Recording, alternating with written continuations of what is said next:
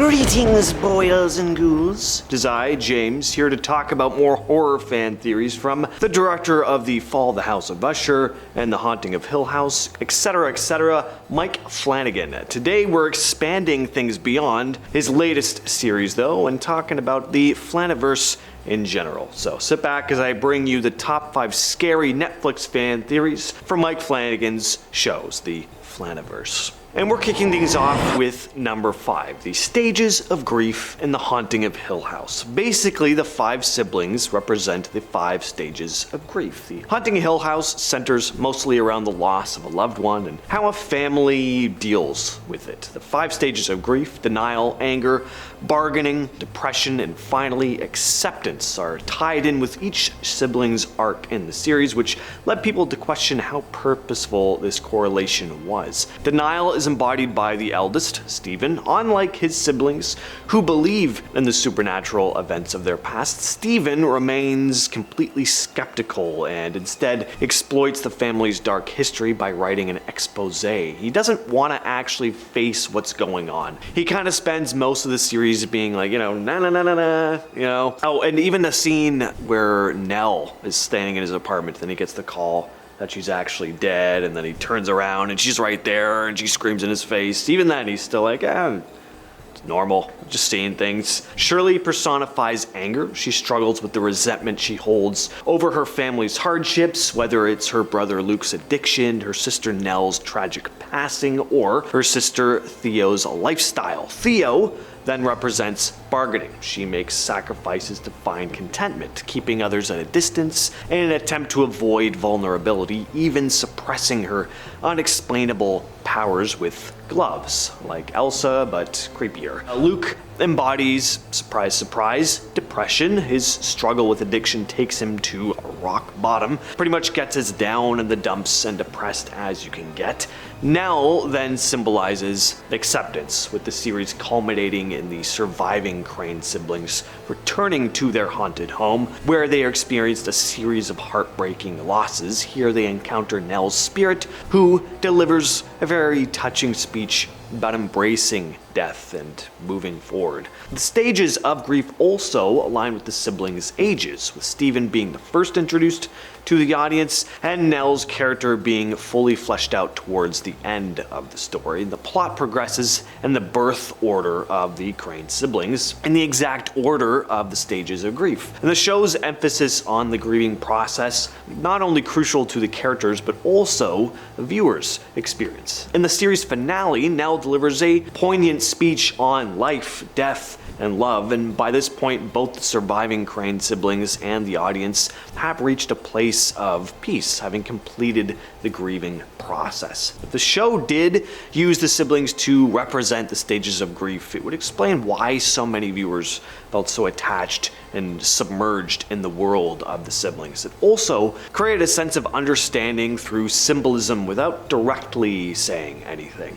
Really love this series. And if you are loving our channel so far, then why not hit that subscribe button. Also, as always, let your thoughts be known down in the comments below. In at number 4 now, we have a Haunting of Bly Manor theory in regards to Hannah. One of the most standout theories about The Haunting of Bly Manor centers around Hannah, who, much like Theo from The Haunting of Hill House, is much different from all the other afterlife-dwelling characters we are introduced to. According to a Reddit post, Hannah is thought to be special. She can't leave Bly Manor or consume food, but she can change how she looks and chat with the living. But here's where it gets even more interesting. People explain that they think Hannah's special because of her memory hopping skills. In one episode, she goes on a memory adventure, entering not only her own past, but other people's as well. She enters Rebecca's memories and chats with the ghost herself. But what's really mind-boggling is when Hannah strolls into Peter's memory and witnesses his demise at the hands of the Lady of the Lake. And neither Rebecca or Hannah herself even know about the encounter. either. But still, there's even more to this theory. Hannah seems to have this special power for predicting the future. In one episode, she warns people to slow down, saying they'll break their bloody skulls, and guess what? That's exactly how she met her end. There's even a moment where she's talking to Miles about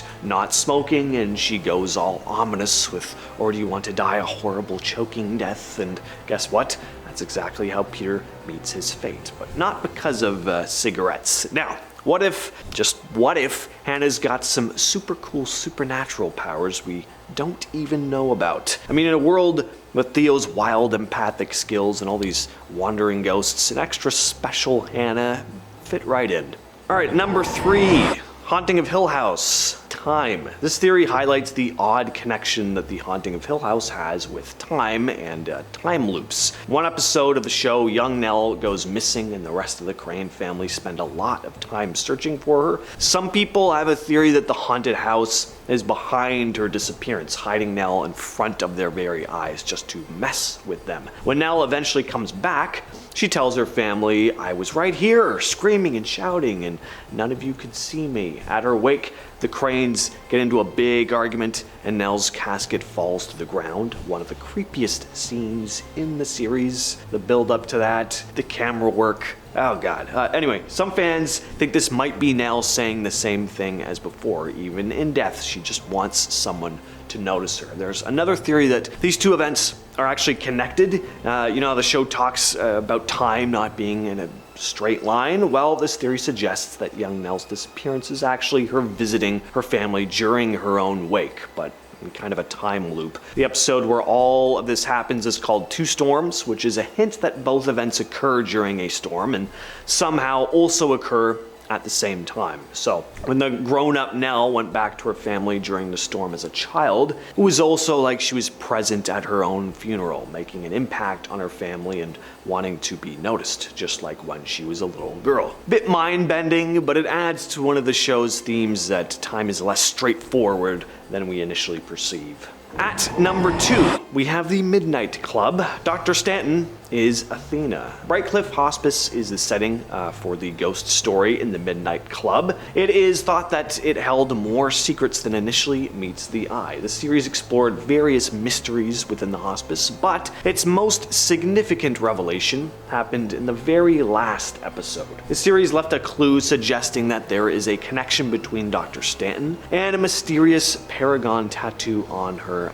neck. A popular theory suggests that Dr. Stanton might be none other than Athena, a character surrounded by mystery. Athena, as revealed throughout her journals hidden in Brightcliff's library, was the daughter of Paragon leader Akeso. She bravely defended against her mother's healing ritual and played an important role in getting her arrested. Athena mysteriously disappeared after the Paragon disbanded, and her real identity remained unknown. But it is now suggested that her true name might be Georgina Stanton. The revelation of Dr. Stanton's Paragon tattoo raises a number of questions and offers new insights into her past actions. Several clues throughout the series point towards Dr. Stanton being Athena, a former Paragon cult member who returned to Brightcliff to transform it into a place of true healing, or at the very least, palliative care for terminally ill patients. Dr. Stanton's strong reaction when Ilanka confronted her with Athena's journal hinted at a deep emotional connection